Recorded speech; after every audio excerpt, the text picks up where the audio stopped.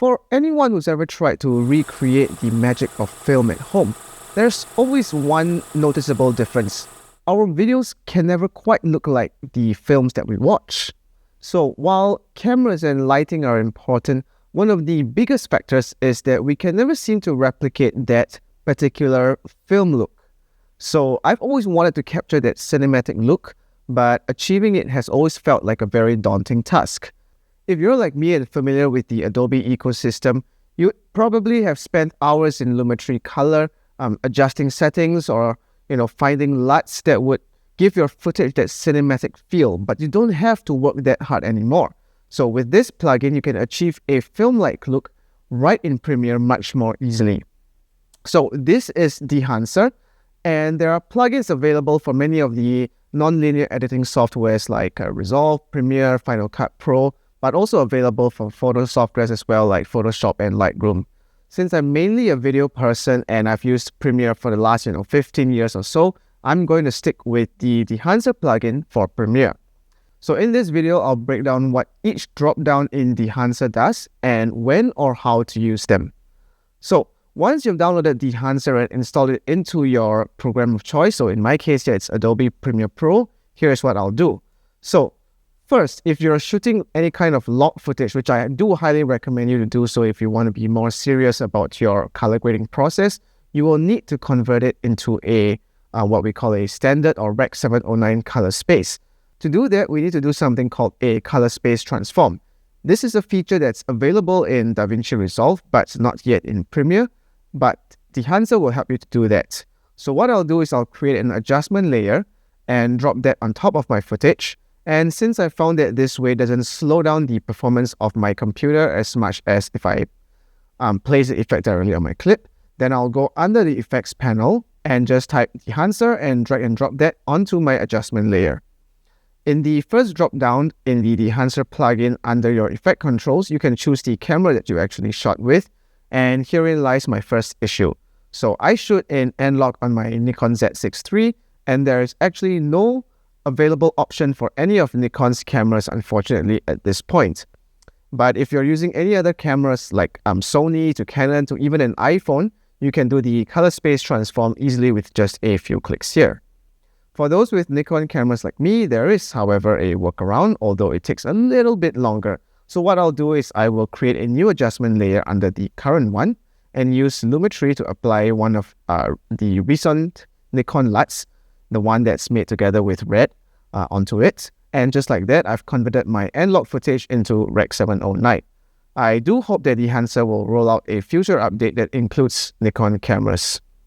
So now we go back to Dehancer, and I will select Rec 709 as my starting point, and let's see what we have in our first input dropdown. Temperature and tint are fairly standard, with temperature controlling the warmth and coolness, while tint shifts the hue towards green or magenta.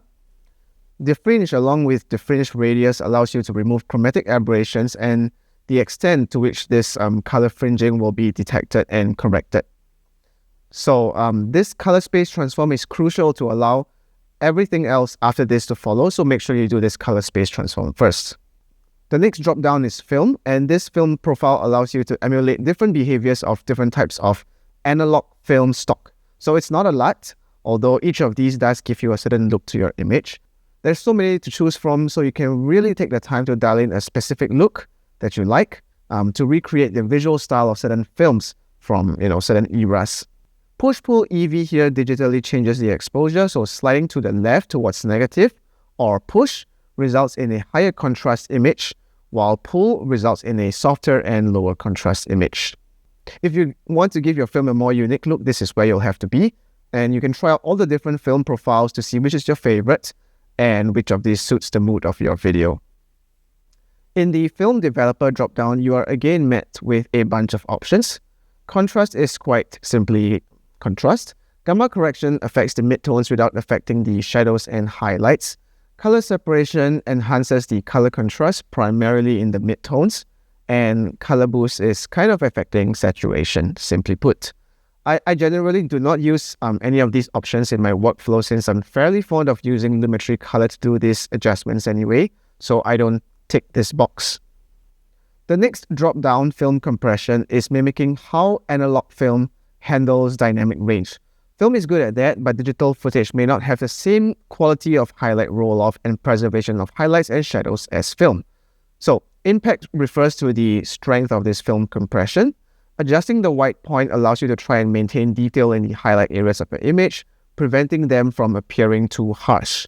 And tonal range refers to the range from the darkest shadows to the brightest highlights. Increasing these will make the image look more washed out because the overall dynamic range is pushed smaller. Again, it's not an effect that I would personally use, so I leave this unchecked as well. The expand feature allows you to adjust the black and white points of your image, helping you to fine-tune contrast.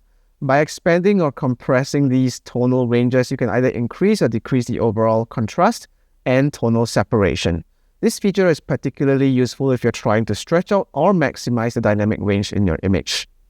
The print feature is designed to simulate the look of printing film onto specific photographic paper stocks.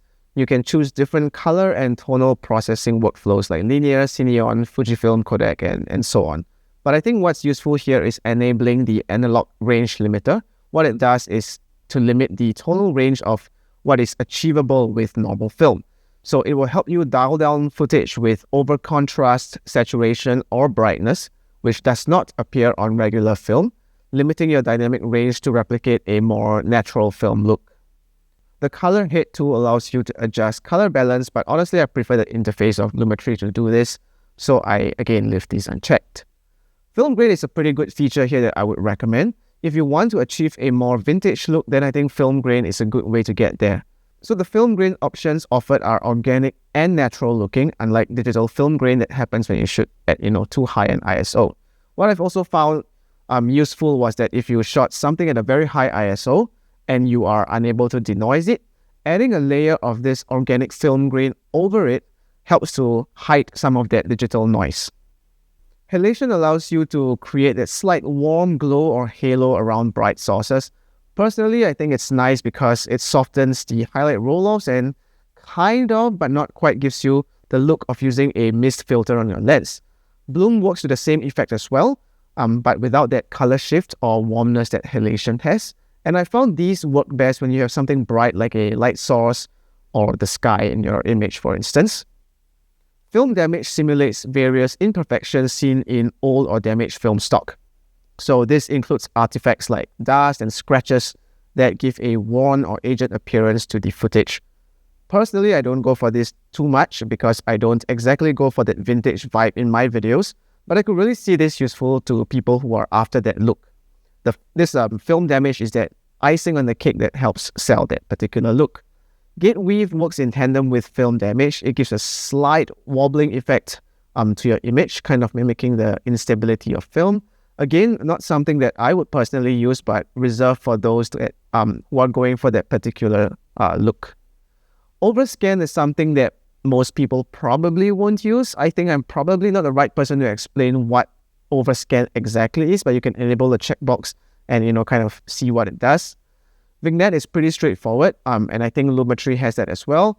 So if I'm already invested in an adjustment layer that has Lumetri on it, I'll probably just do Vignette in there anyway. But the good thing about Dehancer's Vignette is that you can actually change the position of the midpoint of your Vignette, and if that's something that you're planning to do, which you can't do directly in the Lumetri's Vignette feature. Monitor here is a great feature called False Color. So those of you who are slightly more advanced in video production would know that this is a great way to check exposure. So there's this feature built in right here. This feature is to check your exposure readings, not something that you would apply in your video. Output lets you control the strength of all your adjustments you've done so far. And finally, the LUT generator lets you export a LUT based on what you have done in Dehancer. So if you want to use it across multiple projects or share it with other people. Overall, Dehancer stands out as an exceptional tool for anyone looking to achieve a true film aesthetic in their videos, and its comprehensive features allows users to easily replicate the rich textures and colors and nuances of analog film, making it quite unique among all the other available plugins and software.